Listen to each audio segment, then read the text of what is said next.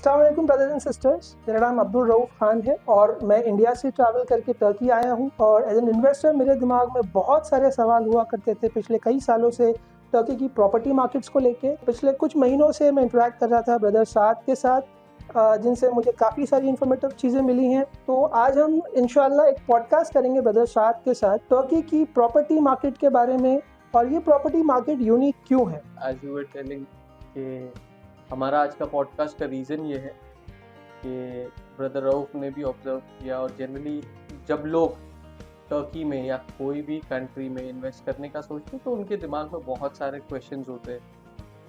तो हमने सोचा कि क्यों ना एक सेशन ऐसा किया जाए जो ज़्यादातर ब्रदर के जो सवाल है या ज़्यादातर जो लोगों के सवाल है वो हम लोग एक एक करके लें और उसके ऊपर डिस्कस करें कि आप लोगों को भी इससे बेनिफिट हो सके।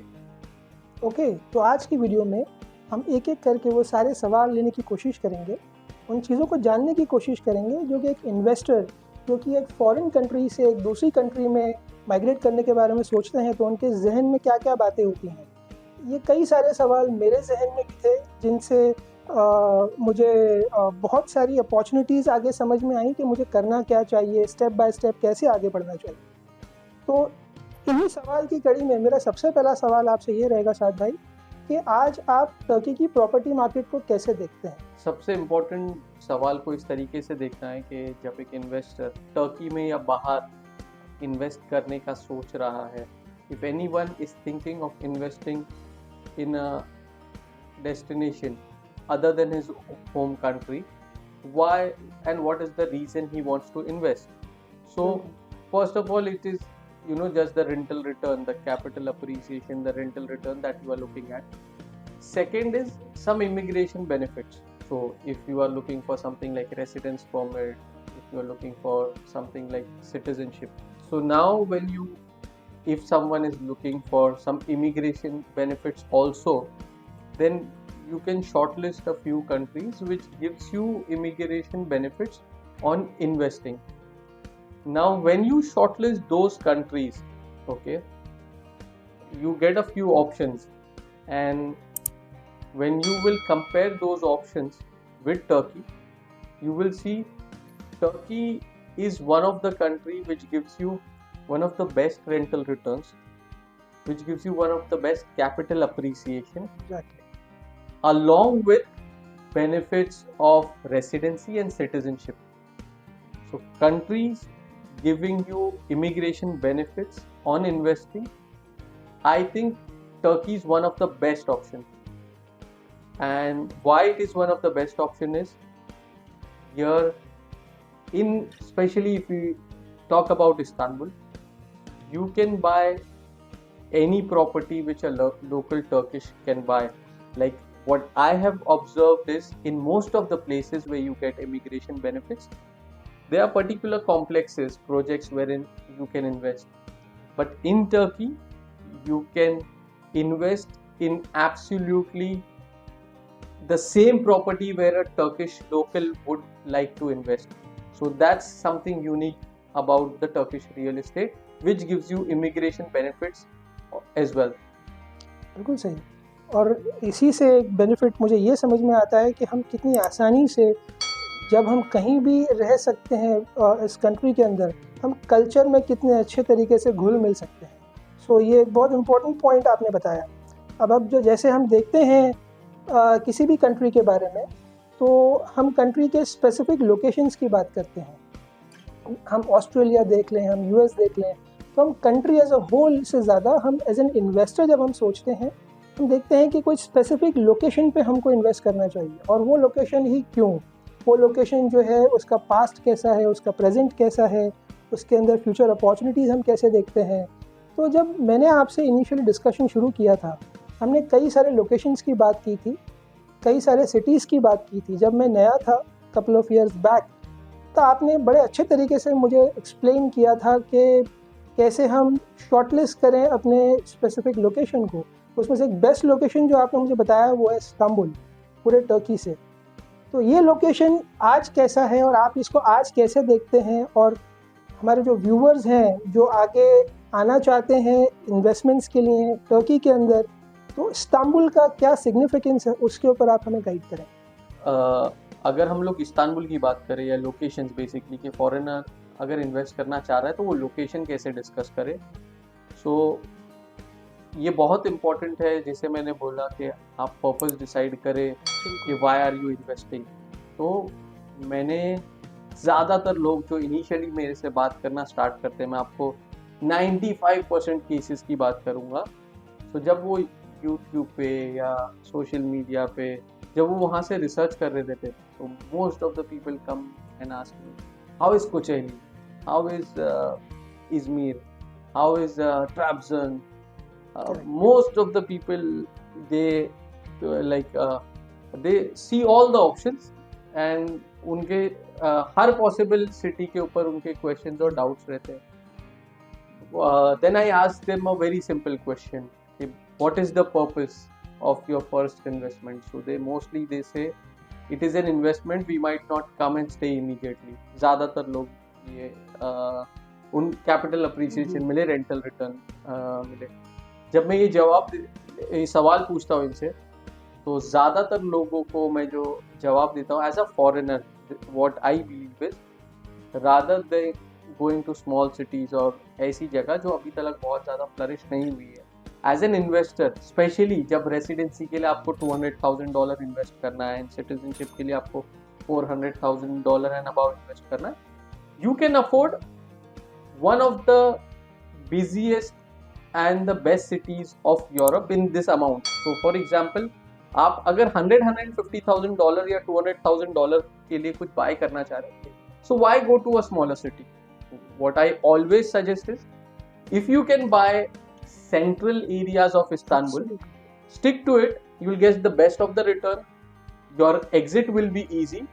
If you'll see, टर्की की 25% पॉपुलेशन इस्तांबुल है। इस्तांबुल की और टर्की की दूसरी सिटीज़ का comparison in terms of renting वगैरह में डिफ़िकल्ट है। तो इस्तांबुल में जो आपको प्रॉपर्टी में अप्रिसिएशन, जो आपको रेंटल रिटर्न और सेफ इजी एग्जिट जो आपको मिलेगा, सो वो एज अ फॉरेनर शायद नई सिटी में ना मिले।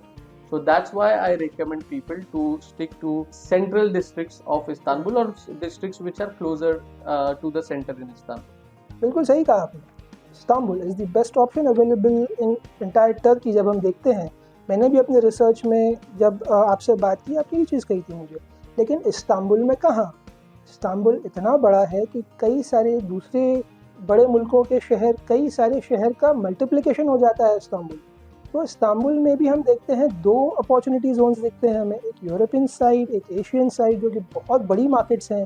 तो इन दोनों मार्केट्स को हम सेपरेटली स्टडी करना चाहेंगे एज इन्वेस्टर्स।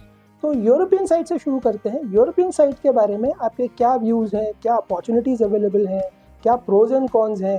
सबसे पहली बात कि इस्तांबुल एशियन साइड और यूरोपियन साइड जब आप बात डिस्कस कर रहे हैं, तो ये चीज़ लोगों को समझ में आना ज़रूरी है कि एशियन साइड और यूरोपियन साइड के इस्तांबुल में कोई फ़र्क नहीं है, ठीक है। सो ऐसा नहीं है कि यूरोपियन साइड में कुछ बहुत सारे लोग जो नहीं देखते हैं या जो दूर से सोचते हैं कि यार ये दोनों में फ़र्क, कोई बड़ा डिफरेंस है, तो एक ही सिटी है, सेम टाइप ऑफ ट्रांसपोर्टेशन है, थोड़ा बहुत फ़र्क है लेकिन कोई मेजर डिफरेंस नहीं है। इसके अलावा दोनों पार्ट्स में बहुत अच्छे और एवरेज डिस्ट्रिक्ट्स है जहाँ पे इन्वेस्ट कर सकते हैं। तो एशियन साइड में भी बहुत अच्छे डिस्ट्रिक्ट्स है, यूरोपियन साइड में भी बहुत अच्छे डिस्ट्रिक्ट्स है। यूरोपियन साइड पे या एशियन साइड पे मतलब अगर आप देखें तो इन्वेस्ट करने के लिए एरियाज जहाँ पे आपको रेंटल रिटर्न अच्छा मिले, आपको फास्ट रेंटिंग हो, आपको कैपिटल अप्रिसिएशन मिले, तो और कॉस्ट वाइज भी वैल्यू फॉर मनी हो, अगर आप देखें तो दोनों एरियाज में सिटी सेंटर के करीब के एरियाज, ठीक है, जहाँ पे इस्तांबुल में प्रॉपर्टी के अंदर बहुत ज़्यादा इम्पोर्टेंट है कि पब्लिक ट्रांसपोर्टेशन से उसका एक्सेस कैसा है, वो प्रॉपर्टी पब्लिक ट्रांसपोर्ट से कितने इजीली रीचेबल है। तो ये दोनों एरियाज के सिटी सेंटर के करीब के जो डिस्ट्रिक्ट्स हैं इसके अंदर दोनों करीब के डिस्ट्रिक्ट्स में जितना पब्लिक ट्रांसपोर्टेशन, जैसे कि फॉर एग्जांपल मारमरा या मेट्रो के आप करीब है, और प्रॉपर्टी जितनी यंग एज की है, जितनी न्यू बिल्डिंग है, वो बेसिकली रिकमेंडेशन होगा मेरा। डिस्ट्रिक्ट्स के अंदर हम लोग दोनों एरियाज में अच्छे अच्छे डिस्ट्रिक्ट्स है जो कुछ आप पिक कर सकते हैं, कुछ दोनों जगह पे अच्छे बुरे डिस्ट्रिक्ट्स है मेरे ख्याल। बिल्कुल सही कहा आपने। और इसके साथ में एक चीज़ मैंने भी जो है यहाँ पे आके देखी, वो ये कि जो इंफ्रास्ट्रक्चर है पूरे इस्तांबुल का, और जो एडिशनल बेनिफिट्स मिलते हैं जो एजुकेशन को लेके या हेल्थ केयर को लेके, वो स्टैंडर्ड दिखे मुझे अक्रॉस इस्तांबुल ऑफ कोर्स। लेकिन अगर हम देखें स्पेसिफिकली यूरोपियन साइड और एशियन साइड में, तो ऐसे कौन से डिस्ट्रिक्ट्स हैं जो आप आज की डेट में मुझे रिकमेंड करें और क्यों? तो सबसे पहले हम लोग यूरोपियन साइड की बात करते हैं। तो यूरोपियन साइड में कुछ बहुत अच्छे डिस्ट्रिक्ट्स हैं, जैसे अगर आप बहुत सेंट्रल लोकेशन की बात करें तो बेशिकताश, शिशली। लेकिन बेशिकताश, शिशली में इट ऑल्सो डिपेंड्स कि what is the amount you are looking to invest. तो अगर आप स्टार्ट करना चाह रहे हैं और अगर आप एंट्री कर रहे हैं with average budget, for example $150,000 to $250,000, I would recommend Kagithane. Reason being, Kagithane के आसपास में manage a lot of properties in Kagithane. So Kagithane में कुछ यूनिवर्सिटीज़ है, सेंटर से करीब होने के आसपास, मेट्रो के एक्सेस होने के आसपास बहुत इजी है कि आप बेशिकताश, फाती और ये डिस्ट्रिक्ट से अक्सर ऐसे आप बहुत इजीली आप पहुंच सकते हैं। यही सेम चीज़ है ईयूप में। सो डेफिनेटली काइताने और ईयूप सुल्तान, ये दो डिस्ट्रिक्ट्स है जो मैं आपको रेकमेंड करूँगा कि अगर आप इन्वेस्टर है और रेंटल रिटर्न, कैपिटल एप्रिसिएशन के लिए जाना चाहते हैं तो ये दो डिस्ट्रिक्ट्स अच्छे हैं। अगर आप एशियन साइड की बात करें तो एशियन साइड में अच्छी बात यह है कि आज भी if you want to start from a budget of $150,000-200,000, आपको कदीकोई में, फिकिर तेपे में अच्छे ऑप्शंस मिल जाते हैं, which is absolutely the centre of Istanbul. आप बॉस्फोरस से 1.5-2 किलोमीटर्स की बातें कर रहे हैं हम लोग यहाँ पे। कदीकोई में ये एक एडवांटेज है। इसके बाद में अताशहीर है, उमरानिये है, कारताल है। ये कुछ जगह है जो डेफिनेटली अगर आप इन्वेस्टमेंट के लिए सोच रहे हैं तो ये ऑप्शन होना चाहिए, जहाँ पे आपको आने वाले वक्त में बहुत अच्छा रेंटल रिटर्न और कैपिटल एप्रिसिएशन मिलेगा। बिल्कुल सही कहा आपने शाद भाई, आपने बहुत अच्छा ओवरव्यू दिया दोनों साइड्स का, इस्तांबुल का, एशियन साइड और European side. But as an investor, how do I compare both the sides, keeping in mind, say for example, if I want to go for a citizenship, what kind of good opportunities I have in both the sides? First of all, there are opportunities available on both the sides. As discussed, there are good areas to invest in both the sides. But if we will compare it from which part is more value for money point of view, what I see is, for example, if you start moving from the Bosphorus and if you go, for example, 3 kilometers or 4 kilometers on the Asian side or on the European side both, I think for example आपको मुश्किल होगा कि Bosphorus से, for example बेशिकताश में या शिशिली में, आप एक ब्रांड न्यू बिल्डिंग में 1+1 $180,000-200,000 में आपको मिल जाए। लेकिन वही चीज़ अगर आप देखोगे तो बॉस्फोरस से 1.5 किलोमीटर के इस तरफ कदीकोई में, उशकुदर में, आपको, ये भी दोनों सेंट्रल डिस्ट्रिक्ट्स हैं, वो भी सेंट्रल डिस्ट्रिक्ट्स हैं, आपको $200,000 में 1+1 इन्वेस्टमेंट के लिए ब्रांड न्यू बिल्डिंग में आपको मिल जाएगा। बोलने का मतलब है इंफ्रास्ट्रक्चर दोनों जगह सिमिलर है। एशियन साइड पे अभी भी अगर आप देखें तो थोड़ा कम कंजेस्टेड है, जो जिसकी वजह से टर्किश लोग ज़्यादा प्रेफर करते हैं। तो वैल्यू फॉर मनी, आपको 3 किलोमीटर बॉस्फोरस से आप एशियन साइड पे आओ या यूरोपियन साइड पे जाओ, ट्रैवलिंग डिस्टेंस सिमिलर है, बट मीटर स्क्वायर प्राइस इस तरफ आपको आज भी कम मिलेगी। So what I think is there is much more growth expected, much more capital appreciation still expected on the Asian side of Istanbul. His point of view is there are good areas on both the sides. There are pockets where you can invest in both the sides. But why you can get a bit more appreciation is because there is still maturity left when it comes to capital appreciation on the Asian side. बिल्कुल सही। इसी वजह से जब मैं travel करता हूँ Asian side से यूरोपियन साइड और जब वापस आता हूँ शाम के वक्त कभी कभार, तो मैं देखता हूँ कि कई सारे लोकल टर्क्स जो हैं एशियन साइड से जाते हैं यूरोपियन साइड काम करने के लिए, और जब वो शाम में वापस आते हैं जो टर्किश हैं वो खुद ज़्यादातर रहना प्रेफर कर रहे हैं एशियन साइड में और काम करना प्रेफर कर रहे हैं यूरोपियन साइड में। साथ में आगे हम ये जानना चाहेंगे कि दोनों sides of Istanbul, European and Asian side, कौन से टाइप की प्रॉपर्टीज़ हैं जिनमें इन्वेस्ट करना चाहिए और ज़्यादा डिमांड में है वो प्रॉपर्टीज़? बहुत ही अच्छा क्वेश्चन है और इसको मेरे पास कुछ बेसिक मेरा एक्सपीरियंस है जिससे बहुत इजीली मैं इसको आंसर कर सकता हूँ कि मैं जो सजेस्ट कर रहा हूँ वो क्यों कर रहा हूँ। मेरे पॉइंट ऑफ व्यू से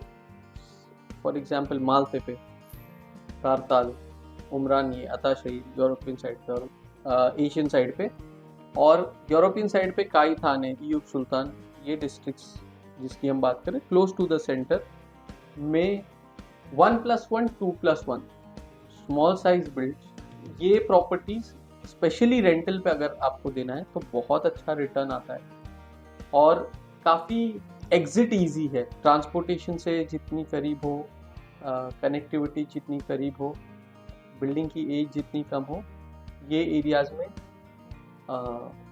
रीज़न क्या है कि मैं ये एरियाज़ आपको रिकमेंड कर रहा हूँ। हमने जब भी प्रॉपर्टी हम यहाँ पे किसी की लेट करते या रेंटिंग करते तो एक चीज़ इम्पॉर्टेंट है बहुत ज़्यादा नोटिस करने के लिए कि इस्तांबुल में जो एवरेज एज है, ठीक है, यहाँ पे बहुत बड़ी यंग पॉपुलेशन, एवरेज जो एज है इस्तांबुल में वो जनरली 30 to 31 ईयर्स। हम लोग जब भी प्रॉपर्टी रेंट करते हैं हम लोग देखते हैं 25 साल से 30, 32, 33 ईयर्स के लोग जनरली प्रॉपर्टी रेंट पे ले रहे होते हैं और ये 20 to 30,000 लीरा अकेले इंडिविजुअल्स रेगुलरली हमारे से प्रॉपर्टी रेंट पे लेते हैं। सो एक चीज़ यहाँ पे नोट करने की ये है कि एक इंडिविजुअल जिसकी एज 28 to 30 ईयर्स है वो अप्रोक्सीमेटली $1,000 एवरेज खाली अगर रेंट पे कर रहा है तो ये यहाँ पे एक अच्छा खासा पॉपुलेशन है यहाँ पे, यंग जनरेशन जिनके पास में अच्छी सोर्स ऑफ इनकम है, जिनकी स्टार्टिंग सैलरीज अच्छी है। आज की तारीख में फ्रैंकली आपको बताऊँ तो प्रोग्रामिंग और बहुत सारी फील्ड में जो यंगस्टर्स टर्की में काफ़ी लोग जो मैंने देखा हूँ, जो यंग लोकल टर्किश बच्चे, वो $1,500 to $2,000 के आसपास में इनको सैलरीज मिल जाती है। ये वो बच्चे जो नॉर्मल कोई प्रोग्रामर है या कोई पर्टिकुलर फील्ड में है उनकी बात कर रहा हूँ। ये इमीडिएटली रेंटिंग पे रहना स्टार्ट करते जैसे थोड़ा पॉसिबल बनता है इनके लिए, इमीडिएटली ये प्रॉपर्टी लेने की सोचते इन एरियाज। तो ज़्यादातर ये लोग जब प्रॉपर्टी लेने की प्लान करते हैं, जब इन थोड़े मैच्योर हो जाते हैं, और यहाँ पे क्योंकि generally when they plan to get married they generally tend to take their own house and move into that house. तो ये एक बड़ा 3 बेड 4 बेड इस टाइप की प्रॉपर्टी ऑफ कोर्स ये ऑप्ट नहीं करते, 1+1 और 2+1। तो ये जो सेक्टर है 1+1 और 2+1, ये जो यूनिट्स की जो डिमांड है, मैंने आज तक कोई डेवलपर के पास देखा नहीं कि उसके पास 3+1 ख़त्म हो गए हो और 1+1 बाकी हो। हमने हमेशा कोई भी प्रोजेक्ट में जब हम जाते हैं तो 3+1 4+1 पेंट हाउसेज जनरली लोगों के पास ऑप्शंस बाकी रहते हैं, 1+1 2+1 जनरली सोल्ड आउट होता है। तो ये आपके सवाल का जवाब है कि आप अच्छे लोकेशन में 1+1 2+1, स्पेशली आप इन्वेस्टमेंट का सोच रहे तो अगर आप खुद के रहने के लिए सोच रहे तो देन आपकी फैमिली की साइज क्या है और आपकी रिक्वायरमेंट क्या है, अकॉर्डिंगली आप डिसाइड कर सकते हैं। लेकिन इन्वेस्टमेंट के लिए this is the best option which one should go for. सादा ही बड़ा उम्दा जवाब दिया आपने। ये एक हर इन्वेस्टर के जहन में ये चीज़ होती है कि जब हम अपना पैसा कहीं लगा रहे हैं उसकी सेफ्टी क्या है, वो कितने टाइम तक हम उस पैसे को लगा के रखेंगे, उस पर हमें कितना अच्छा रिटर्न आएगा। और आपने ग्रेजुअली ये तक बता दिया कि अगर वो प्रॉपर्टी हमको कभी बेचनी भी पड़े तो उसको ख़रीदने के लिए कौन आगे आ सकता है। वो लोग जो आज रेंट पे हैं वो कोशिश करते हैं आगे जाके जब थोड़े मैच्योर होते हैं, उनके इनकम स्टेटस ज़रा इम्प्रूव होते हैं टर्की में भी, तो वो लोग जब परचेज़ करने की तरफ आते हैं, तो अगर हम एग्ज़िट की भी बात करते हैं तो हमें प्रॉपर्टी बेचना कितना आसान है। साद भाई, moving to the next question, appreciation के बारे में क्या, प्रॉपर्टी की वैल्यू कैसे एप्रिशिएट होगी आने वाले 1 या 2 सालों में? क्योंकि पिछले 1 या 2 साल हमने देखा प्रॉपर्टी की प्राइस थोड़ी स्टैग्नेंट हो गई है बहुत अच्छे एप्रिसिएशन के बाद। अब आने वाले 2 साल हम क्या सोच रहे हैं? बहुत अच्छा सवाल, और आपका ये ऑब्जर्वेशन जो आप बिल्कुल बराबर है कि आखिरी 1 से 1.5 साल में पोस्ट इलेक्शंस जब से इंटरेस्ट रेट हाइक हुआ है जी, तब से प्रॉपर्टी की प्राइसेस स्टैग्नेंसी की तरफ मूव हुई है। अगर आप देखें तो मैं जितने भी मेरे दोस्तों से जिनको रियल एस्टेट की अच्छी स्टडी हो, ठीक है, वर्ल्ड में कहीं पे भी रियल एस्टेट के मार्केट में अगर कुछ साल प्रॉपर्टी मार्केट अच्छा ग्रो कर रहा है या अगर अच्छा अप्रिसिएशन हुआ है तो हमेशा वहाँ पे 1-2 साल फिर स्टेबिलिटी आती है। बिल्कुल। उसके बाद में अगेन वो एक प्रोसेस होता है ग्रेजुअली। अगर आप ज़्यादातर वर्ल्ड के कहीं पे भी ऑर्गेनिक रियल एस्टेट मार्केट्स देखेंगे तो वो हमेशा जनरली 2-3 साल अगर आप देखेंगे तो वो ग्रो होते हैं, फिर स्टेबिलिटी रहेगी, फिर 2-3 बिल्कुल साल सही। फिर से ग्रो होंगे। सो इस्तांबुल भी एक ऐसा ही ऑर्गेनिक मार्केट है क्योंकि काफ़ी प्रॉपर्टी प्राइसेस फास्ट स्पेशली बढ़ी थी। गवर्नमेंट ने इंटरेस्ट रेट नीचे रखा था इसकी वजह से। सो ज़्यादा से ज़्यादा यहाँ की लोकल पॉपुलेशन कोशिश की, जैसे हम लोग डिस्कस ही करते हैं, जी। इस्तांबुल एक अच्छा मार्केट इसके लिए है क्योंकि यहाँ पे एक बड़ा लोकल पॉपुलेशन है जो घर खरीदने की कोशिश हमेशा करता रहेगा, ठीक है। तो उस पॉपुलेशन ने इंटरेस्ट कम होने की वजह से बाइंग ज़्यादा की, प्राइजेस बढ़े। अब जब इंटरेस्ट रेट हायर साइड पे है तो लोकल पॉपुलेशन बाय नहीं कर रही, खाली कैश वाला कोई कस्टमर है तो वो बाय कर रहा। अगर आप देखेंगे तो 1 साल से ये जो इंटरेस्ट रेट है वो ऑलमोस्ट अब एक अच्छा खासा पॉइंट आया है जब ये हाइक किए हुए है। एक्सपेक्टेड है आने वाला 3-4 मंथ्स और स्टार्ट पॉसिबिलिटी है कि ये जैन और फेब से फिर से जो इंटरेस्ट रेट्स है, अगर आप देखें तो पोस्ट पैंडमिक ज़्यादातर जितनी डेवलप्ड इकोनॉमीज की सेंट्रल बैंक है सब ने रेट्स बढ़ाए है और ज़्यादातर सब जगह एक्सपेक्टेड है कि आने वाले ईयर में ये आहिस्ते आहिस्ते कम करेंगे। जैसे ही ये सबसे इम्पोर्टेंट पॉइंट ये है जो ध्यान में रखना चाहिए, आखिरी 2 साल में, ठीक है, स्पेशली उसमें ये 1.5 साल के अंदर लोकल टर्क्स ने बाइंग बहुत कम की है। एंड जिसको लोन चाहिए या जिसने बाय नहीं किया तो वो डेफिनेटली है वो 1.5 साल की बाइंग कहीं ना कहीं पार्क्ड है। सो मेरा बोलने का मतलब ये है कि अगर मैंने 1.5 साल में घर नहीं लिया हूँ क्योंकि लोन नहीं, इंटरेस्ट हाई है या लोन नहीं अप्रूव हो रहा फॉर एग्जांपल मेरा, तो इसका मतलब ये नहीं है कि मैंने घर लेने का इरादा खत्म कर दिया, ठीक है। मतलब मैं उसको डीले किया हूँ, ये साल भी मैं रेंट पे कैरी ऑन कर रहा हूँ और 3-4 महीने ऐसे रहेंगे। जैसे इंटरेस्ट रेट आहिस्ते आहिस्ते नीचे आना स्टार्ट होगा, ये जो 1.5 साल की जो बाइंग जो पार्क्ड है, मेरा ऐसा मानना है वो जब आहिस्ते आहिस्ते वापस प्रॉपर्टी की तरफ जब लोग जाएंगे तो फिर से आप देखेंगे, भले इसको 2 महीने लगे 4 महीने लगे, लेकिन if you are a long term investor तो डेफिनेटली, क्योंकि आप एग्जैक्टली मार्केट कब अपवर्ड ट्रेंड फिर से आएगा आपको पता नहीं होता, तो अगर आप इन्वेस्टर हैं तो आपको ये आइडियल टाइम है, आप बाय करना चाहिए, क्योंकि हो सकता है 2 महीने बाद, 4 मंथ्स बाद जब मार्केट में, क्योंकि इतना पक्का है कि ये ऑर्गेनिक मार्केट है, इसमें करेक्शन या मार्केट में और ज़्यादा प्राइसेस नीचे नहीं जाएगी, तो आपने अभी बाय करना चाहिए।